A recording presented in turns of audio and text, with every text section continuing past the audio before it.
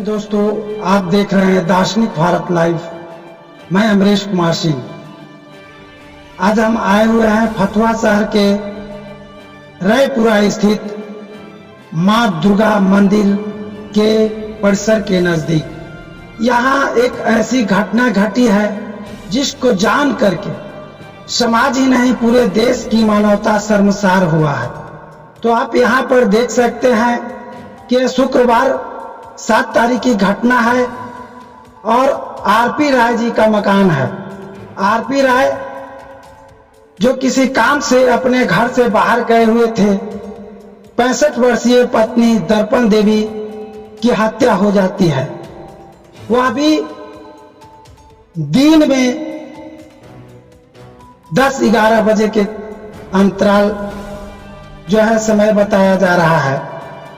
तो यह लोगों के बीच एक बहुत बड़ा मैसेज है, संदेश है कि मानवता को शर्मसार करने वाली वो वृद्ध महिला जो चलने से भी लाचार रहती थी, ना ही किसी से दोस्ती ना ही किसी से दुश्मनी, और इनके परिवार की सजनता इस बात से लगाया जा सकता है कि आरपी राय का 2 पुत्र और वो दोनों बाहर एम्प्लॉय एक ट्रैक्टर कंपनी में जॉब करते हैं तो दूसरी स्टेट बैंक में एम्प्लॉय हैं।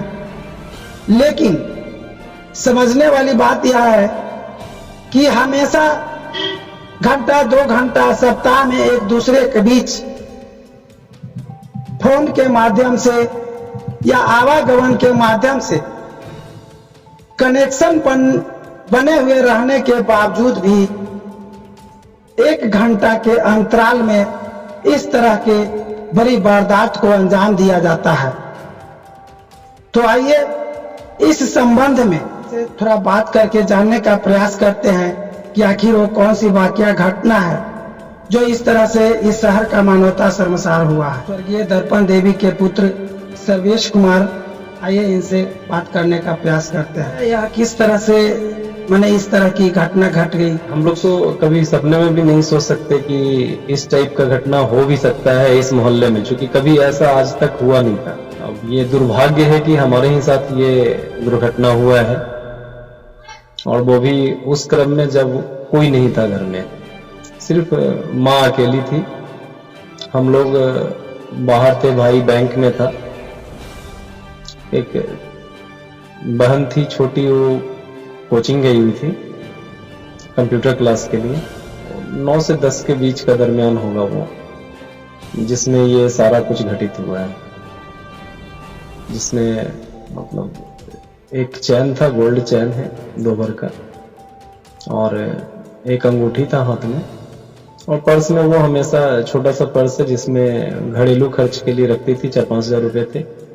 पर्स है, वो पैसा नहीं है, चैन नहीं है और अंगूठी नहीं है। बाकी कान का टॉप एक है, एक नहीं है, और नाक में था वो जस का तस पड़ा हुआ था। बाकी और कुछ नहीं। घर का सामान कहीं कुछ भी नहीं हुआ है, वो जस का तस पड़ा हुआ है, कहीं कोई उसमें छेड़छाड़ भी नहीं है। तो हम लोगों को तो पहले विश्वास भी नहीं हुआ कि इस टाइप का कोई दुर्घटना हुआ है।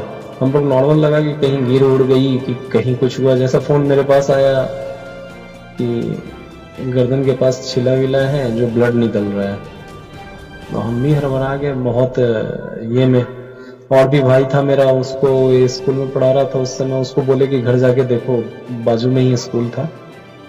वो तत्काल आया। फिर बबलू भैया हैं यहीं पे, हमारे वार्ड पार्षद भी हैं, तत्काल इनको फोन लगाया कि कहाँ पे? बोले हम यहीं बाजू में है, इमली तर में है। तो बोले कि घर जाके देखिए ना, सुन रहे फोन आया ऐसा ऐसा।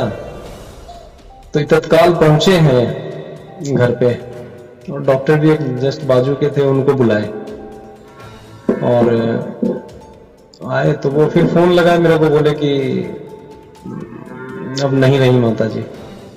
फिर लोग यहाँ से मतलब डॉक्टर के पास भी ले गए, तो उन्होंने बोला कि यही है। इसी बीच में पता चला कि उनका चैन, अंगूठी और जो साथ में पर्स रहता है उसका पैसा खाली है। तो हम लोगों को अंदाजा लग गया कि लूटपाट हुआ है, दुर्घटना घट गया हमारे साथ। जो उनके कनिष्ठ सुपुत्र राजीव कुमार हैं, आइए इनसे जानने का प्रयास करते हैं। सर, आपको इस घटना के पीछे क्या महसूस करते हैं? घटना के पीछे मर्डर है। तकरीबन 10:36 पे मेरे पास कॉल गया था। सेम यही कि मम्मी के गर्दन से खून निकल रहा है। तो माँ जो है वो थोड़ा सा चलने में असमर्थ थी, छड़ी के सहारे चलती थी। तो वह लगा ऐसा कि हो सकता है कहीं गिर उड़ गई होगी, कोई चीज हो रहा होगा जमीन पे, उसी पे गिरी होगी तो ब्लड आ रहा होगा। लेकिन यहाँ आके देखते हैं तो यहाँ तो जैसे ही मैंने देखा तो गर्दन पे 2-3 निशान तो सामने साफ दिख रहा था। जो मेन जहाँ से कटा हुआ है वो जगह जो है वो डीप कटा हुआ था, वो जगह अभी चिपका हुआ था। क्योंकि गर्दन जो है आदमी का डेथ के बाद एकदम सीधा शरीर जैसे हो जाता है, उसी तरीके से एकदम सीधा उस समय पता नहीं चल रहा था। लेकिन फिर भी जैसे ही मैंने देखा 2 जगह से कटा हुआ है तो दिमाग में यही चीज आया ना कि कोई गिरेगा तो एक जगह कटेगा, 2 जगह तो कट नहीं सकता है। फिर मैंने घर में अपने किचन में देखा कि कोई मतलब धारदार चीज वगैरह कुछ ऐसा तो नहीं है कि जमीन में गिरा हुआ हो उसी पे गिर गई होगी। अब देखे कि नहीं, ऐसा कुछ नहीं है, सब कुछ ठीक ठाक है। तब जाके नजदीक जाके देखे तो बहुत ज्यादा कटा हुआ था। हम समझ गए कि कुछ नहीं है, बस मर्डर है। उसके बाद जो है कुछ देर, चूंकि भैया और पापा दोनों रास्ते में ही थे, ऑन द वे, तो वेट कर रहे थे उनका कि आते हैं तो फिर इन्फॉर्म किया जाएगा थाना में। जैसे ही ये लोग आए वैसे ही थाना को इन्फॉर्म किया गया। वो लोग अपना जो भी फॉर्मेलिटी है वो लोग पूरा किए।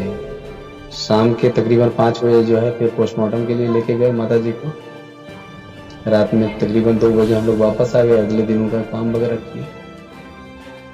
बस यही है कि इसमें जहां तक हम लोगों का तो मानना ये है कि कोई नहीं, बस स्मैकर।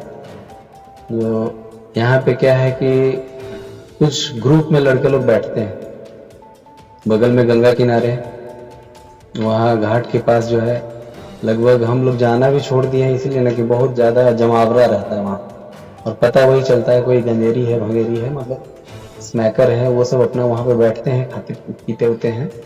तो चूंकि अब हम लोगों को यहाँ ज्यादा वीकली आना है या कभी कोई ओकेजन में आना है तो उधर जाना, बस पापा मम्मी के ही पास रहना है, समय ऐसे ही पास हो जाता था तो उधर जाते होते नहीं थे कभी। तो इन लोगों का बैठका जो है उधर गंगा जी के पास में उधर होता था। यहाँ पे एक दुकान है, इस दुकान के पास जो है वो लोग अपना ग्रुप बना के 2-3-5 लड़के कभी बैठे रहते थे, इग्नोर करते थे। वही अपना है, किसका बच्चा है हम तो पहचानते भी नहीं किसी को। वही मेरे ही दरवाजे के पास जो है वहाँ भी कुछ आजू बाजू के लड़के रहते थे, अगर बैठे हुए तो हम बोलते नहीं थे, चलो ठीक है भाई बगल का लड़का है। प्रशासन का कैसा सपोर्ट मिल रहा है? अभी तक तो आश्वस्त किया गया है, और अभी हम लोगों को खबर भी मिली है कि 3 लोगों को रात में उन्होंने मतलब अरेस्ट किया है, पकड़ा है, ले गया है शायद पूछताछ के लिए। अब देखते हैं क्या होता है। इस संबंध में फतुहा शहर के वार्ड संख्या 20 के हम लोगों के बीच वार्ड पार्षद संजीव कुमार जी है। एक फतुहा में अपराध की इस तरह की घटना घटित हुई है, आप क्या महसूस करते हैं? इस तरह का घटना अकल्पनीय है।